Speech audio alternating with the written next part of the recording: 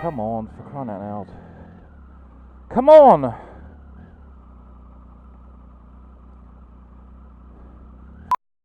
Slow do you want to go?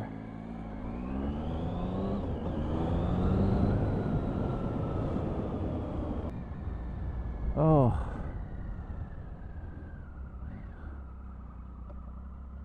First day back on the bike and I am already stressed.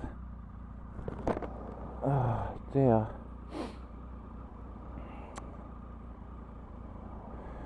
Needing petrol. Haven't even got time to get petrol. And I've got to get to work.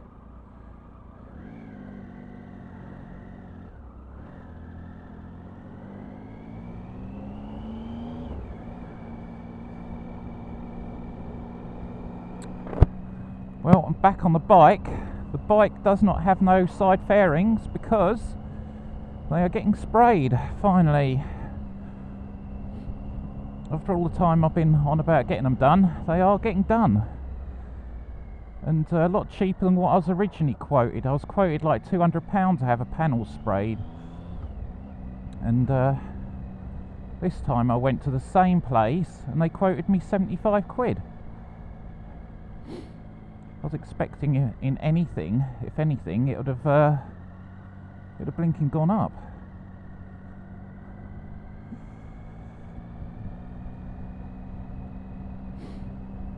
But no.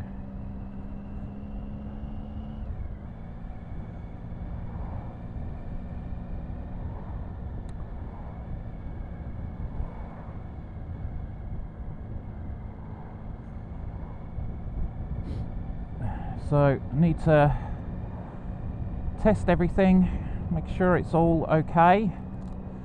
Had it filled up with all the coolant after having my radiator fixed, and also putting a new thermostat in. The standard thermostat for this Triumph was like cutting in at 102 degrees Celsius when it opens up, which for me is blinking way too hot. So I thought, I'm not having any of that. Let's bring it in a lot sooner. So I've ended up buying one, which, for interest, if anyone's got a Sprint ST 1050, this is a 2005 plate. I bought one that was meant to fit for a Honda CRX 1.4 litre engine car, and it absolutely fit like a glove, absolutely perfectly. And that opens at 82 degrees Celsius, which is plenty warm enough for the engine to have its water circulated through to the engine. It holds that water back from going through the radiator, if you don't know how these like thermostat things work, until it gets to its operating temperature. That's to help warm the engine up as quick as possible. So once it reaches that temperature, then it will allow the water to flow through your radiator. But until then, it doesn't. It's basically like a shut-off valve that prevents water from going into your radiator, and you know, when you're riding, cooling the water down while you're riding before it's got up to a decent operating temperature. So my bike is nearly done, so I'm going to make this a short video. I'm hoping my fuel lasts. It says 40 miles. I only usually cover about 15-16 miles, so that's there and back. It's only a short distance, so hopefully I should have enough fuel to be able to get back this evening. I don't really want to break down without fuel along this road.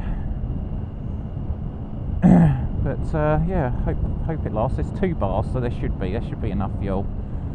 So there shouldn't be no need to panic, unless I get back on the bike later on this evening when I come away from work, and there's no bars, and it's the petrol light's flashing at me, and I'm out in the middle of nowhere wanting fuel.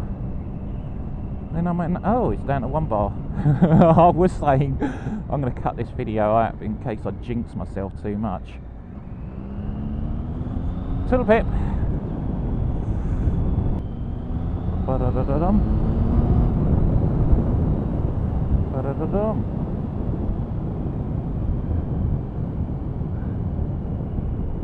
Oh man, it's good to be back on the bike. Oh, slow down for here. I got flipping done for speeding just here. Right, I'm definitely doing 30 mile an hour, and I'm definitely keeping this video for 3 months and more, because that's the time period in which they've caught you that they've got to actually issue the speeding ticket by. And if they don't, they're breaking the law. They can't issue it, it's invalid. So if you video your ride and you know you weren't speeding, you have good confidence that you weren't at that particular point, and you've got some speeding ticket come through, keep your videos for at least 3 months if you can. Just buy a blinking big hard drive, like a 4 terabyte hard drive, external one. They're quite cheap now, and load it all up on that and keep it. Keep all that footage just to go, Mr. Officer, as you can see by the footage supplied, I was obeying the speed limit. I'm actually doing less than 25 mile an hour. So I'm not going to get done here.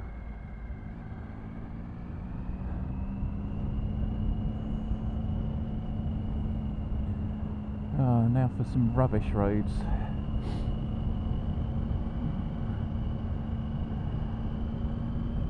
The one that I nearly binned it on.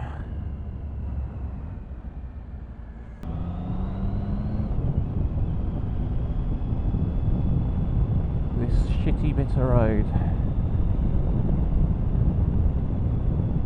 I hate you. They won't ever fix it. They won't ever fix it. They'll leave it as it is.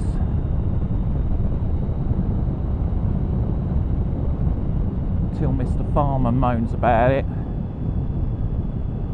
Or Lady Muck's horse damages its hoof on it.